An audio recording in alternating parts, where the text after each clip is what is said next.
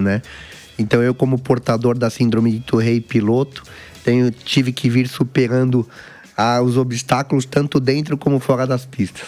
E eu já vou aqui, a gente normalmente ganha o presente de quem vem, eu já vi aqui um livro, tenho certeza que esse livro é para mim, já quero mostrar para vocês aqui, o livro Ultrapassando Limites, depois a gente vai fazer um pack shot, vou ler com certeza, mas quero primeiro, antes da gente falar da tua carreira, André, um pouquinho como que foi essa história de superar esses limites, né? Você tem uma carreira aí vitoriosa, campeão várias vezes brasileiro, campeão paulista, participa de endurance, e superando limites e superando uma dificuldade, né? A síndrome de Tourette, que até ontem eu falava, até agora há pouquinho eu falava Tourette, mas ele já me ensinou que é Tourette, né? Como foi isso? Como foi essa virada da chave para você? Essa virada da chave, Alex, é o que eu falo, são coisas que eu agradeço muito a Deus, né? Por ter colocado. Hoje eu agradeço a Deus por ter colocado a síndrome na minha vida. Durante muitos anos mais novo, eu não compreendia o porquê que eu tive que vir com ela, o porquê que eu tive que passar por tudo que eu passei durante minha vida, as dificuldades que eu passei, entre bullying, preconceito e tudo mais. Mas hoje eu aprendi a compreender que ela veio para me ensinar. Ela é minha maior professora na vida. Então, eu criei esse projeto Ultrapassando Limites após ter praticamente me curado, porque a síndrome de Tourette, ela não tem cura, né? Os espasmos, eles não cessam nunca. Mas eu fiz tratamentos e fiz uma cirurgia em 2008, que consiste na instalação de um marca-passo ligado ao cérebro com 2 eletrodos, e ele emite estímulos para controlar os espasmos. Foi no Brasil isso, Bragantino? Foi no Brasil. O doutor que fez, o doutor Oswaldo Vilela. Ele é um médico de Goiânia. Eu fiz no Instituto Neurológico de Goiânia em 2008. E eu fui começar a realmente ter reflexos de melhora da minha síndrome depois de uns 2, 3 anos. E hoje eu me encontro praticamente 90% curado. E o projeto Ultrapassando Limites foi criado justamente por mim, para justamente atingir as pessoas, não só quem tem Tourette, tá? Mas qualquer pessoa que sofra de uma condição especial, para mostrar para elas que tudo é possível na vida, que nós podemos ser vitoriosos, independente das nossas condições. Eu sou um vitorioso na minha vida, até mais do que no esporte. O esporte, ele me salvou na vida, porque o esporte te traz foco, disciplina e tudo mais.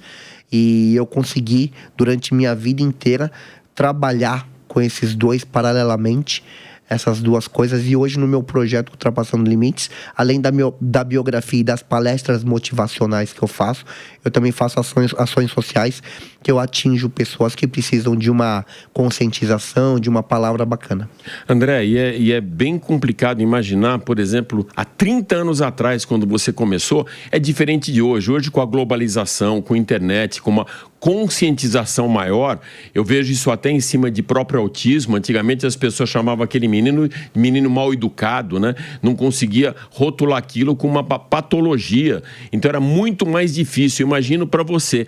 Como foi essa tua primeira entrada no automobilismo e que tipo de preconceito você recebeu ou como você foi acolhido? Foi muito bacana, porque assim, minha família já sendo tradicional do automobilismo, meu pai, né, o André Bragantini, ele é um grande engenheiro, chefe de equipe em várias categorias que ele passou, e meu tio, o Arthur, infelizmente já falecido, mas o Arthur foi um grande piloto. Então, quando eu estreiei no automobilismo, a minha família já trabalhava, então as pessoas já me conheciam no meio, elas já compreendiam mais o que eu tinha, né? Quando eu era mais novo, na fase da adolescência e quando eu comecei a correr, os meus espasmos eles eram bem intensos, né? Então eu tinha muito espasmo, eu praticamente não conseguia conversar com uma pessoa normalmente, eu sofria com tremores de corpo, gestuais de corpo, com gritos vocálicos, eu soltava muitos gritos vocálicos, eu não conseguia me conter.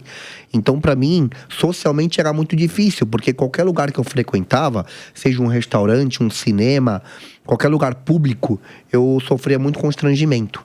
As pessoas olhavam e muita gente tirava sarro, olhava, dava risada. Então aquilo fazia com que eu me sentisse muito mal, né? Não, e menino, nessa imaturidade ainda, imagina enfrentar isso, cara. Você não tem, quando você é criança, né? Você é um adolescente, você não tem ainda o amadurecimento para entender e compreender isso, né? Então você se sente muito mal, você se sente envergonhado. É uma fase que você tá começando as paqueras e que você tá conhecendo e você se sente o patinho feio, né? Onde você... Então foi muito difícil para mim, mas como eu disse, o esporte me salvou. O automobilismo me salvou porque dentro das pistas, dentro de um carro de corrida concentrado, eu praticamente não tenho espasmos. Eles melhoravam praticamente 100%. Então eu consigo pilotar como qualquer piloto que não tenha a minha condição. A gente até falava um pouquinho antes de entrar no ar que provavelmente é o foco, né?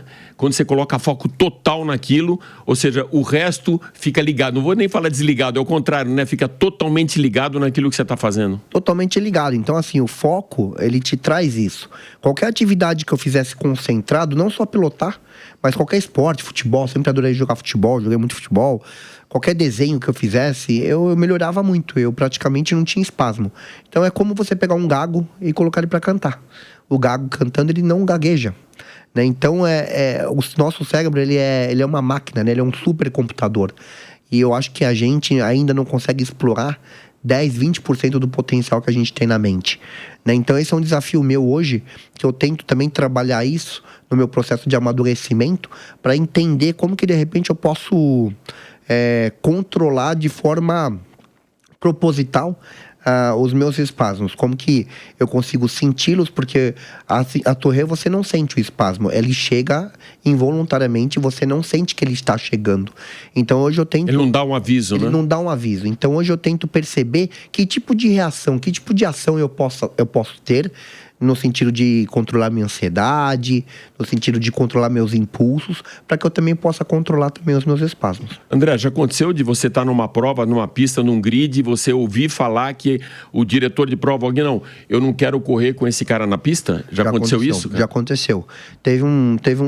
No começo da minha carreira, teve um campeonato de Fiat que eu estava liderando, e teve um piloto que era meu adversário nas pistas, e ele quis fazer um abaixo-assinado para que os outros pilotos assinassem, dizendo que eu oferecia riscos aos outros pilotos por conta do risco da competência, né? Aí a gente percebe que era outra coisa. Se era adversário na pista, ele queria um motivo para que você não fosse o adversário dele na pista. Foi bom que ninguém embarcou nisso, porque as pessoas viam a nossa luta. Eles sabiam que não influenciava em nada, né? Então, eu passei por muitas coisas, passei por provocações em briefing. Então, briefing com a direção de prova, eu passei por provocações de pilotos me imitando, de gritar e me imitar. Justamente para me provocar, tentar tirar minha tranquilidade. Claro. Mas, Alex, isso nunca me abalou. Fortaleceu, né? Me fortaleceu. A maioria das pessoas no automobilismo, eu tenho um grande carinho, porque sempre me acolheram muito bem, sabe? Sim, certamente. E outra coisa legal é que você conseguiu canalizar isso para outras pessoas com outras síndromes, outras patologias ou que não têm esse mesmo controle. Você tem uma agência hoje que você traz a inclusão de esportistas, mesmo que tenham qualquer tipo de problema, não é isso, André? Eu sou muito orgulhoso de falar isso, que eu tenho a Projetax do meu lado hoje. A Projetax, ela gerencia a carreira de 4 pilotos com condição especial no automobilismo. Ela só gerencia a carreira desses pilotos com deficiência. Então, no time, nós temos 4 pilotos. Eu, que sou o portador de Touré, a gente tem o Douglas Matos, que ele tem paralisia cerebral, ele compete junto comigo na equipe da Turismo Nacional. A gente tem o Matheus Freitas, que ele é um cadeirante que compete de kart. Aí, equipamento totalmente projetado também para... Adaptado para eles. O Douglas, curiosamente, é o único piloto do mundo com paralisia cerebral que corre com carro sem adaptação, tá? Ele não tem adaptação no carro. Incrível, cara. E a gente ainda tem um 4º piloto no time, que é o Jimmy. O Jimmy, ele é autista. Tem espectro autista, ele também é kartista. Então a Projetax faz um trabalho muito lindo de inclusão no automobilismo, que a gente traz esse assunto para dentro para mostrar justamente para as pessoas que, independente da nossa condição, a gente pode estar exercendo e trabalhando da melhor forma e praticando um esporte que é tão de alto risco, mas que mesmo com nossa condição, com todo o aparato de segurança que a gente tem hoje no automobilismo, a gente consegue exercer o nosso trabalho.